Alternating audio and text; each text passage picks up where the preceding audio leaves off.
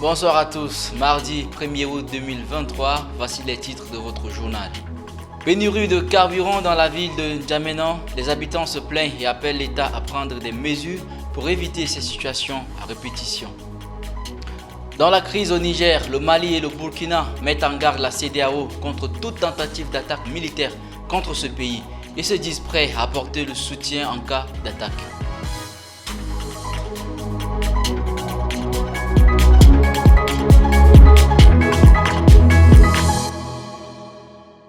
Dans une déclaration faite hier, le Mali, le Burkina Faso et la Guinée disent être prêts à riposter si la CEDEAO tente d'attaquer le Niger.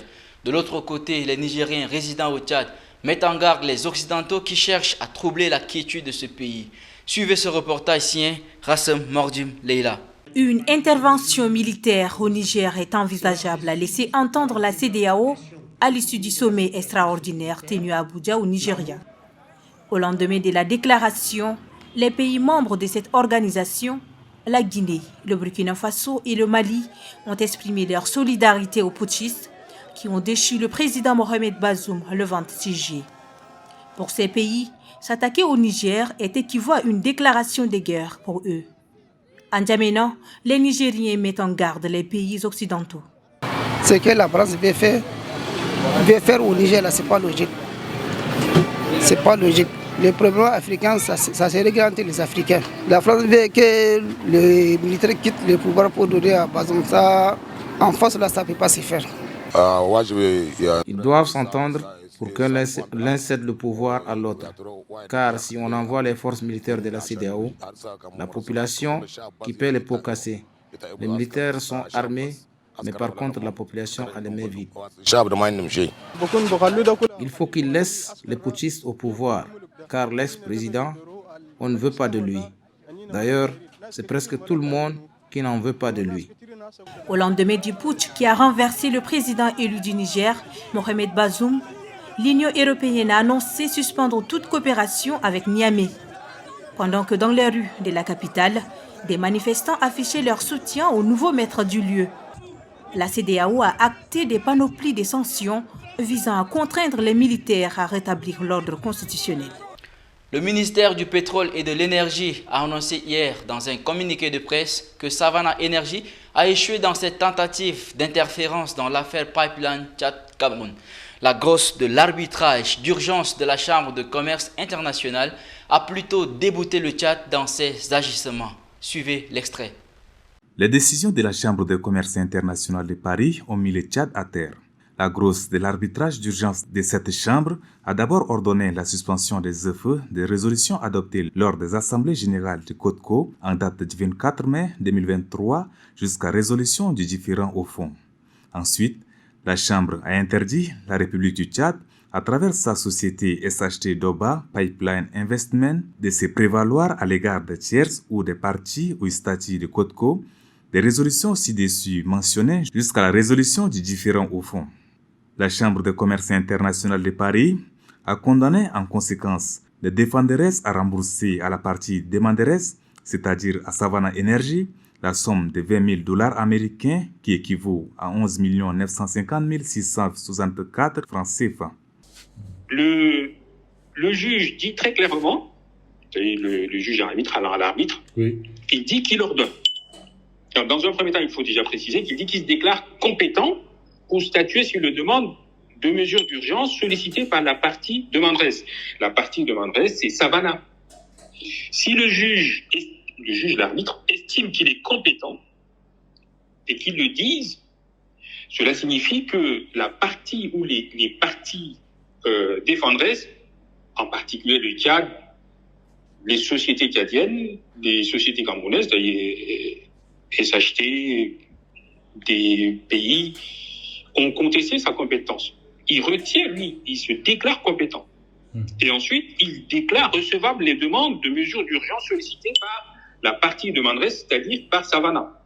Le 31 juillet, le ministre des Hydrocarbures et de l'Énergie a déclaré dans un communiqué, je cite, « Les tentatives d'interférence de Savannah Energy Agissant via ISO Pipeline Investments Limited dans la gestion de l'oléoduc Tchad-Cameroun, malgré les vaines procédures lancées au Cameroun et la procédure pré-arbitrale devant la Chambre de commerce internationale de Paris. Fin de citation. Depuis ce lundi, une carence de carburant observée partout dans la capitale, avec des longues queues qui se dressent un peu partout devant les quelques rares stations de service qui disposent encore du carburant. Le litre et demi vendu à 900 est passé à 1500 chez les vendeurs à la sauvette. Une rareté de carburant qui irrite les usagers, leurs propos recueillis par Aliou Thiam. On achète du Nigeria, le Nigeria qui nous fournit même ici, on nous vend le pétrole moins cher. Combien de fois nous qui avons le pétrole ici, chez nous, et on n'arrive pas à l'autre à avoir ne serait-ce que 7 litres d'essence de Seras, on nous vend à combien? À 600 francs. C'est pas normal. Hein? Pourquoi ne pas nous vendre ça à 200 francs, à 300 francs? Pourquoi l'autre on a ces puits-là? Il faut qu'on arrête. Ou on va continuer par l'autre à produire le pétrole, produire de l'essence. Mais si on produit ici, pourquoi on doit acheter cher? Pourquoi on a la pénurie? Hein? La raffinerie travaille très bien, on n'a aucun problème. Donc je ne vois pas pourquoi, si c'est des groupuscules de personnes, parce qu'eux, ils veulent se faire de l'argent, et que dans ce pays, d'autres personnes n'ont pas leurs droits. Ils n'ont qu'à nous dire, on quitte le pays, on leur laisse, non? Pourquoi on doit continuer par l'autre rester dans le pays? Hein? On doit continuer par rester avec eux, pourquoi? S'ils veulent qu'on reste avec eux, ils doivent aussi nous mettre à l'aise. Ils ont pillé le pays, ils ont volé, ils ont fait tout. Ils ne veulent pas qu'on puisse au moins être à l'aise dans ce pays. On va aller où? On va aller où? Nous sommes fatigués d'eux. Il y a cela 5 jours, encore nous on a subi un autre problème de carence de carburant. Donc en principe nous sommes des clans de monde et parfois nous on loue la moto avant de travailler. Donc la personne à la fin de journée il réclame un 2500 et nous on est allé à la station, on a resté de 8h jusqu'à pendant 11h. Donc on a gaspillé plus de 5h ou bien 7h du temps. Et le propriétaire de la moto il ne connaît pas ça. Lui il réclame sa journée seulement. Donc nous demandons aux autorités compétentes pour parvenir afin que ces problèmes se résoudre. Donc sinon, le Tchadien souffre beaucoup. Le ministre de l'Aménagement du Territoire, de l'Habitat et de l'Urbanisme, Mahamat Assilek Alata, a fait ce mardi 1er août une descente sur le terrain à Farsha, dans le 1er arrondissement, pour identifier le site devant permettre à drainer les eaux de pluie vers le fleuve dans le but de prévenir l'inondation. L'année dernière, cette zone du 1er arrondissement était engloutie par les eaux de pluie. Il était impossible aux riverains de rallier un pont quelconque. Afin d'éviter que ces derniers subissent le même calvaire, le ministre de l'Urbanisme appelle au financement de construction des caniveaux. Très concrètement, on a besoin de financement, on a besoin de beaucoup de choses pour que concrètement on puisse réaliser notre mission. Mais ceci ne veut pas dire que, en attendant les financements, nous devons croiser les bras. Si aujourd'hui on met à notre disposition tout ce qui est machine, poclin, benne, caterpillar, nous voulons commencer à faire le travail qui ne nous demande pas beaucoup de moyens, un peu des bras valides et les machines. Cette descente du ministre et sa suite intervient après celle effectuée la semaine dernière à Oualia dans le 9e arrondissement. Objectif, constater les zones inondées l'année dernière et qui sont susceptibles d'être inondées encore cette année et apporter des solutions. L'audience accordée à la nouvelle représentante résidente de l'UNFPA au Tchad par le ministre des Affaires étrangères et la semaine mondiale de l'allaitement maternel du 1er au 6 août constituent les points phares de l'actualité en bref de ce jour que nous propose Rassem Mordim Leila. Ouvrons l'actualité en bref de ce mardi par cette information. Yohan Odia est la nouvelle représentante résidente de l'UNFPA au Tchad. Elle a été reçue ce mardi 1er août 2023 par le ministre des Affaires étrangères Mahamat Saleh Anadif à qui elle a présenté sa lettre de créance.